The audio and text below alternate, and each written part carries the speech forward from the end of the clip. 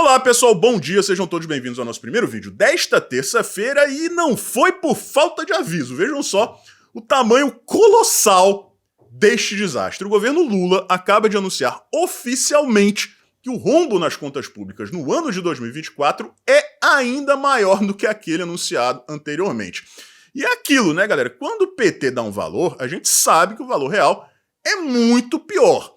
E aquele cenário que a gente vinha antecipando aqui há meses, tsunami econômico em setembro, outubro e novembro, está se tornando real. E o impeachment do Lula acaba ganhando corpo, não tem como evitar.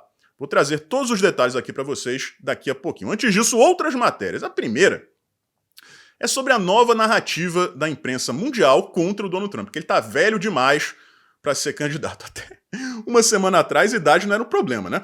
Importante a gente saber diferenciar. Uma coisa é a sua idade biológica, outra coisa é a sua saúde cognitiva, né? Mas vamos lá, vejam o título da matéria. Trump se torna o candidato mais velho à presidência dos Estados Unidos. E questões sobre sua saúde se acumulam. Eu nunca vi ninguém questionar a saúde do Donald Trump. O cara tomou um tiro, no dia seguinte estava jogando golfe. Mas é narrativa, né, gente? O Joe Biden é 3, 4 anos mais velho que o Donald Trump. Em 2020, ele já estava gaga, já estava senil. Quem acompanha o meu canal há mais tempo se lembra, eu chamava ele de 22, porque na época, se você falasse o nome Biden ou falasse o nome Trump, o YouTube ia lá e desmonetizava teu vídeo no automático, né? O scanner captava isso aí. Então eu tive que criar apelidos. O Trump eu chamava de loirão e o Joe Biden de 22, né? Que é uma gíria aqui do Rio de Janeiro para maluco, né? Para quem não sabe. Então, 4 anos atrás, o Biden já estava lelé da cuca. O Trump estava afiado como uma navalha e continua assim. Engoliu o Joe Biden naquele debate e vai engolir a Kamala Harris também, ou quem quer que seja, né, o candidato democrata. Então, isso aí é uma tremenda de uma falácia. Né? O Lula tem a mesma idade do Donald Trump e tá gaga. E tá senil. Sinais claros de demência. Então, é muita sujeira, né, gente? É muita sujeira. E vocês veem aí que a mesmíssima matéria, o mesmíssimo título, a matéria foi usado pelo Exame e pelo Globo, né? O consórcio ali da imprensa tradicional, afiadinho, todo mundo entrosadinho, lançando ao mesmo tempo a mesma narrativa. É por isso que a imprensa mundial, né? A imprensa mundial perde terreno para as redes sociais, tá? A Kamala Harris, pessoal, como eu falei aqui, é a grande favorita, né, para entrar no lugar do Joe Biden. Ela ganhou um adversário pesado porque o Barack Obama não quer que o nome dela seja anunciado antes da convenção. Ele prefere que haja uma eleição interna durante a convenção para que seja escolhido um novo nome. E não é que ele queira a Michelle Obama, né? Ele quer que haja uma eleição, tá? Inclusive, relatos ao longo dos últimos, 5, 6 anos, de que a Michelle Obama, ou Big Mike, como vocês preferirem, não quer ser candidata, tá? Mas ela, como vice-presidente dos Estados Unidos, o vice-presidente dos Estados Unidos, pessoal, é também o presidente do Senado, tá? É o que diz a Constituição. Então, se você é eleito vice-presidente, no automático você se torna presidente do Senado dos Estados Unidos. E haveria ali uma sessão com um discurso do Benjamin Netanyahu, né, o primeiro-ministro de Israel. E a Kamala Harris, como presidente do Senado, iria presidir a sessão. E ela simplesmente se recusou a fazê-lo. Tá?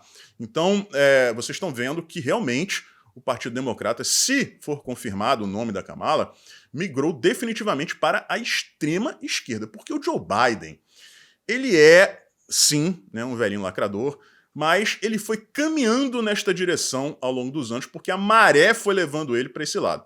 Agora, a Kamala Harris né, a Jandira Fegali dos Estados Unidos. Então, não é possível que o povo americano vai escolher essa mulher, né? A não ser que haja uma certa mutreta. Então, tá aí para vocês. O Joe Biden apoiou e segue apoiando Israel, já a Kamala Harris se recusa a presidir uma sessão com a fala do premier israelense. Tá? Lula vai enviar Celso Amorim como observador da eleição na Venezuela. Tipo assim, você vai mandar a Suzane von Richthofen para cuidar dos seus pais. Porra, gente. Celso Amorim, né, amante do Hamas, vai ser observador das eleições na Venezuela. Celso Amorim já elogiou a democracia venezuelana, já viu esperança no governo do Hugo Chávez e no governo do Nicolás Maduro. Aí o cara vai lá observar, o que ele vai fazer? O que o Celso Amorim, esta besta quadrada, vai fazer lá? O megalonanico do Itamaraty. Outro dia tomou uma sova de um diplomata americano, porque comparou, vejam só, comparou criminosos, né, julgados e condenados à pena de morte nos Estados Unidos com mulheres que são apedrejadas pelo regime iraniano. Né? É realmente um cara que tem ali sérios problemas éticos e morais. E aí ele vai lá observar.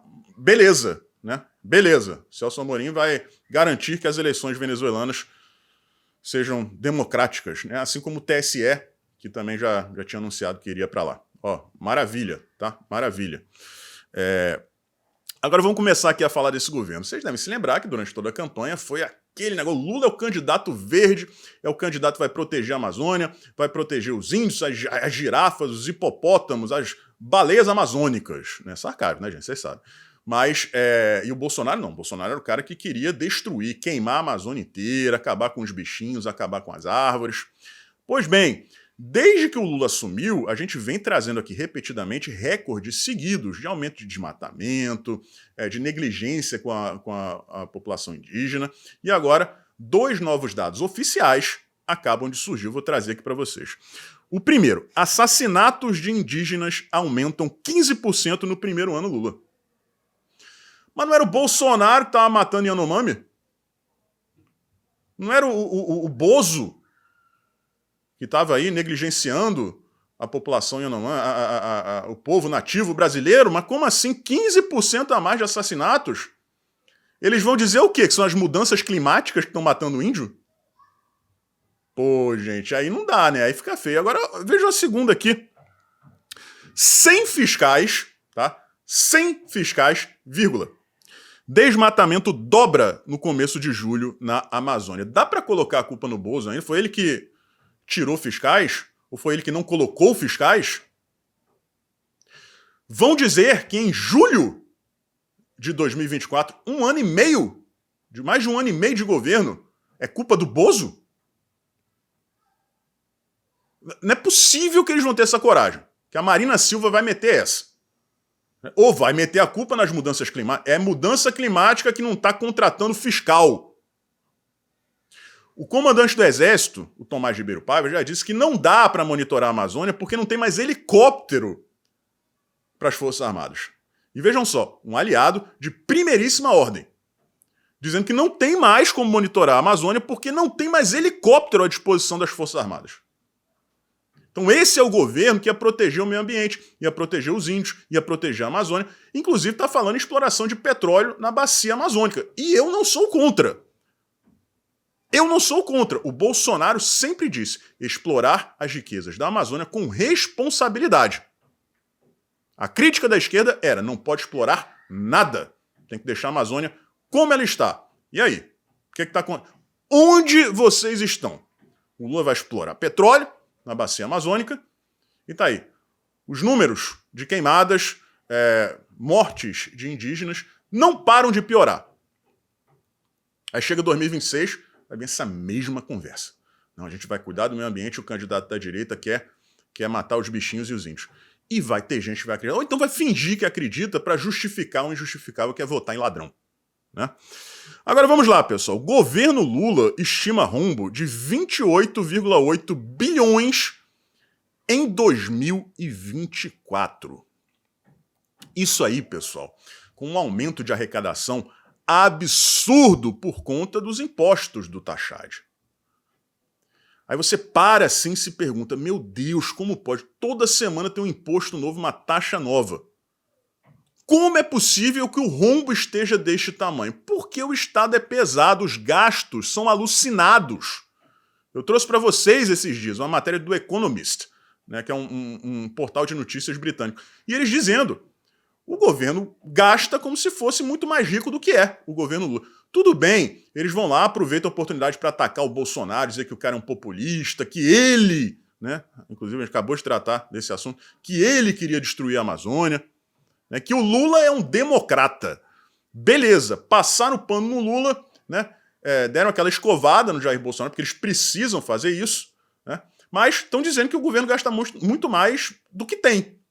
E estamos falando de um governo que bate recorde de arrecadação porque empurra imposto goela abaixo do povo dia sim, dia também. E aí você chega no final do ano com um rombo de quase 30 bilhões de reais e não é possível que você não entenda por quê. Não existe responsabilidade fiscal, não existe qualidade administrativa. É um governo que gasta deslocadamente porque precisa comprar governabilidade. O governo Lula, gente, precisa aparelhar. Ele precisa aumentar a capilaridade do aparelhamento. Porque é assim que ele se garante. Ministério, secretaria, um monte de cabide de emprego. Empurrando indicado político em tudo quanto é buraco. E isso gera um custo altíssimo, é um Estado pesado. Por isso eles precisam empurrar imposto em todo mundo. E mesmo assim um rombo de quase 30 bilhões de reais em 2024. Então, aquele alerta que eu venho fazendo aqui para vocês há meses, e eu não sou especialista, mas eu me consulto com pessoas que são e são do nosso time. E essas pessoas vêm dizendo isso, falaram para mim, me explicaram, mas eu sou leigo em economia, pessoal, sou formado em administração, mas eu não sou especialista, eu não vou fingir que sou, tá? Mas é inteligível. É inteligível. Não tem como evitar. Setembro, outubro, novembro, a crise vem pesada e todo mundo precisa se prevenir para sobreviver a esse período. Porque depois não tem como você evitar o impeachment do Lula. É inevitável. Vocês estão entendendo? É inevitável. Ah, você está viajando. Não, pessoal.